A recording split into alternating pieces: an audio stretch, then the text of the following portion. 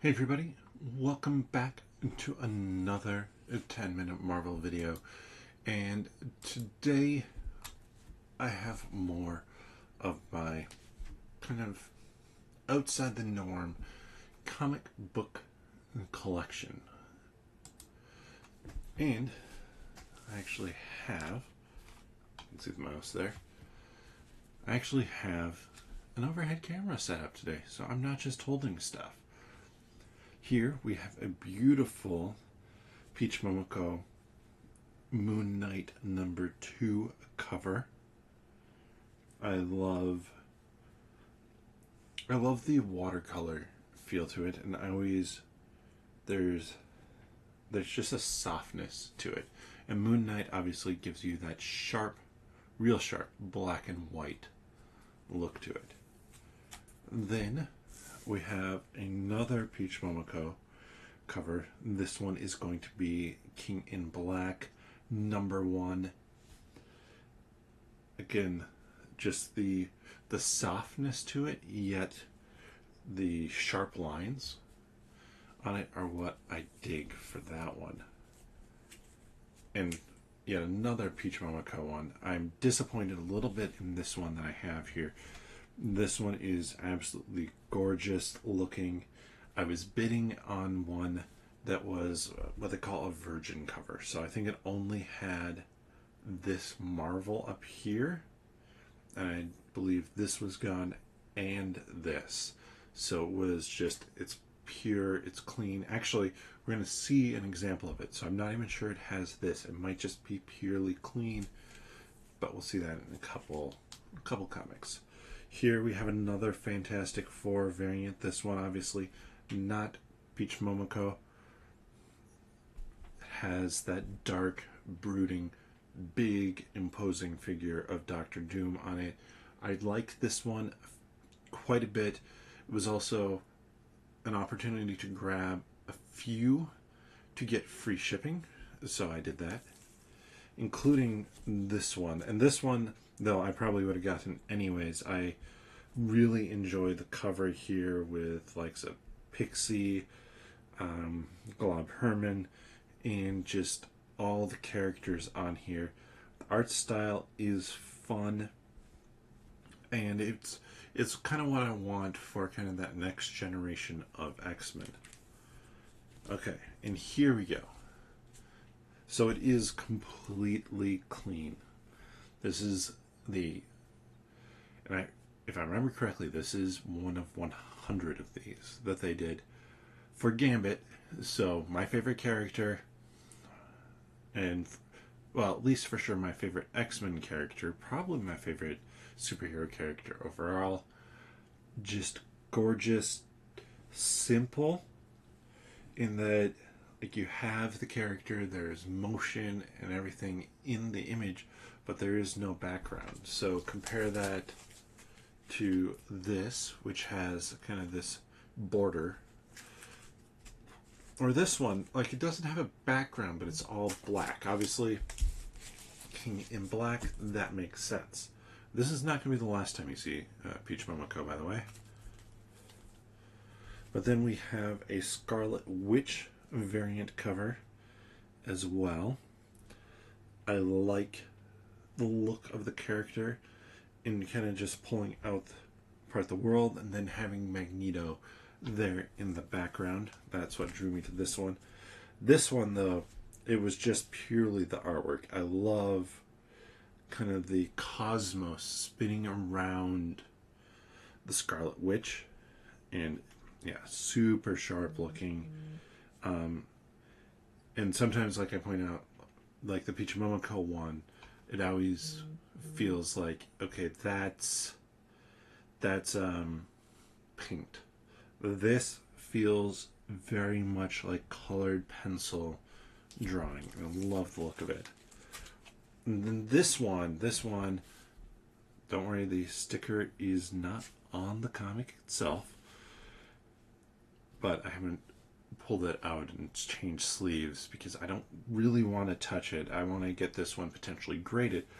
But a Daredevil comic, I believe this was the introduction of Muse, And I don't know, I don't think this is a variant cover, actually. It is just, however, a striking cover.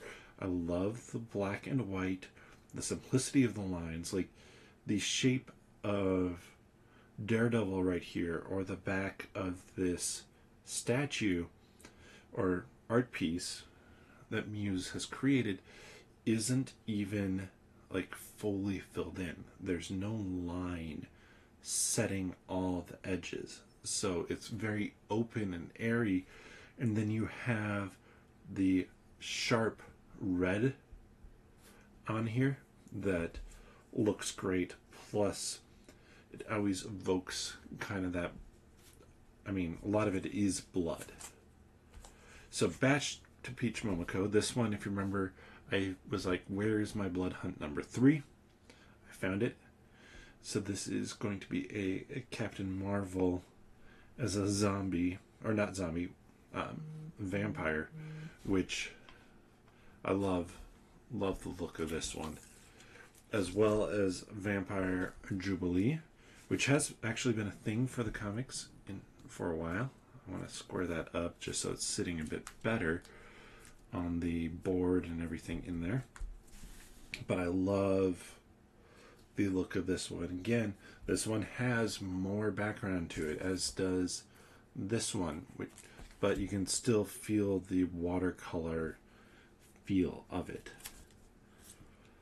And we also have another Peach Momoko. I really like the art style there, and the White Widow. This one, again, is nice. It has kind of the petals, the light to black petals, and then the bloody petals off on this side, which is just great. And finally, this is the introduction of Madam Web. Now, you might be like, okay, well, Madam Web isn't necessarily a character you're going to be like, oh yeah, that's one that I want the comic of. Obviously, I mean, if the Madam Web movie had done well, I think it's something people would have been way more interested in. But this iconic look for Madam Web in her chair, kind of the spider web around her, is phenomenal. And then a nice action shot of Spider-Man swinging in.